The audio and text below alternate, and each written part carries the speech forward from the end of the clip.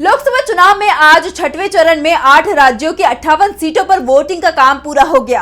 अब तक 486 सीटों पर वोटिंग पूरी हो चुकी है। बस 57 सीटों पर और वोटिंग बची हुई है, जहां 7वें चरण में 1 जून को वोटिंग होगी।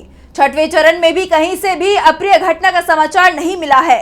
मतदान शांतिपूर्ण रहा। कुछ स्थानों पर ईवीएम को लेकर शिकायतें जरूर आई।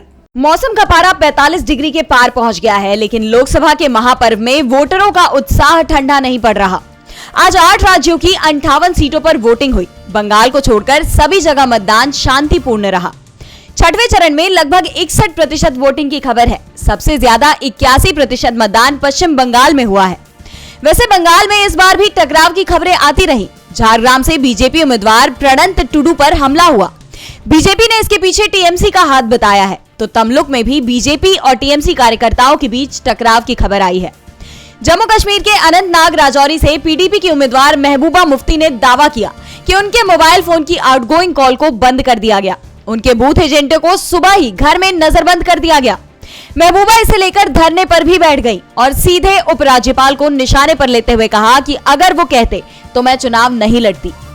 आज हुई वोटिंग में झारखंड में 64%, ओडिशा में 63% वोटिंग हुई, हरियाणा में 59%, दिल्ली में 57%, बिहार और उत्तर प्रदेश में 55% वोटिंग हुई, जबकि जम्मू कश्मीर की अनंतनाग राजौरी सीट पर 53% वोट डाले गए। आज की वोटिंग के बाद 889 उम्मीदवारों की किस्मत ईवीएम में बंद हो गई। छठवें चरण की वोटिंग के बाद इंडिया गठबंधन की तरफ से दावा किया गया है कि इस चरण में भी इंडिया को बढ़त मिली है और वो बहुमत का आंकड़ा पार कर गया है, जबकि बीजेपी को इस बार भी तगड़ा नुकसान होना तय माना जा रहा है। डीबी लाइव की रिपोर्ट।